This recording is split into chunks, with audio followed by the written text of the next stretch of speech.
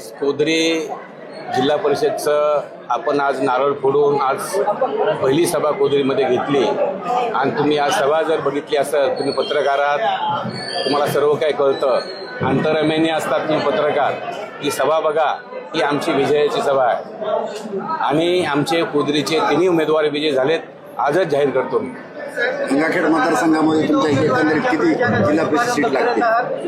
गंगाखेड विधानसभेमध्ये सगळ्या सीट आमच्या लागणार आहेत, 17ला 17 सीट लागणार आहेत, एकही सीट पडणार नाही आमची। उमेदवारांच्या प्रचाराचा शुभारंभ केल्यानंतर काही मातपुरी कसा प्रतिसाद मिळत आहे भाजपच्या उमेदवारांना? महातपुरीमध्ये आपण बघितलं असेल, महातपुरीमध्ये मी पूर्ण अख्खं महातपुरी भरलेलं होतं। त्याच्यानंतर आपण भुजेगावामध्ये गेलो, त्याच्यानंतर पिंपळदरीमध्ये गेलो, आज इथं ह्या चारही ज्या आज जे सभा झाल्या नारळ फोडायच्या त्या विजयी सभा झाल्यासारख्या अशाच सभा झाल्या।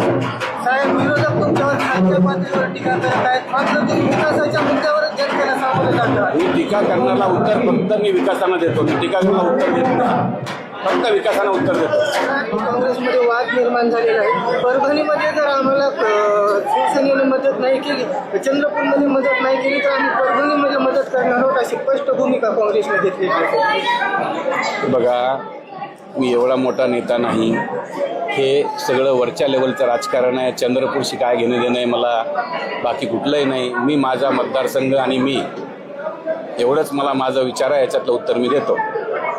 माझ्या मतदारसंघातलं विचारा, भाजपात तुमचा प्रवेश कधी होणार? हे कळेल तुम्हाला, हे जसं कळलं तसं कळेल। हे कसं कळलं? हे तुमच्या स्वप्नात वाटलं होतं का की असं होईल म्हणून? झालं ना, मग तर तेही होईल। साहेब, भगवान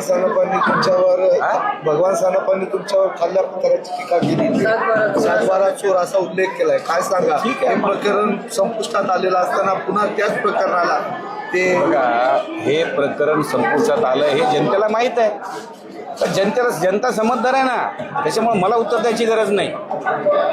मी उत्तर कशाला देऊ? आणि खरंच जनतेला वाटत असेल का, जनता उत्तर देईल त्यांना, मला उत्तर द्यायची गरज नाही, मतातून जनता उत्तर देईल। गंगाखेडच्या नगराध्यक्षांनी जिल्हाधिकाऱ्यांकडे मागणी केलेली आहे की प्रशासक काळामध्ये जे काम केलेले आहेत त्याचं लेखापरीक्षण करा, ऑडिट करा आणि ते आमच्यासमोर आवश्यक केलं पाहिजे। नगराध्यक्ष त्यांनी करावं ना, मागणी केलेली आहे। हो करावं, ती मागणी काय नगराध्यक्षांनी करावं ना, हे स्वतः नगराध्यक्ष त्यांनी करावं, काय करायचे ते पूर्ण नको म्हणते। नगरपालिकेमध्ये स्थायी समितीवर 6 सभापती तुमचे झाले। हो झाले ना, काय सांगा?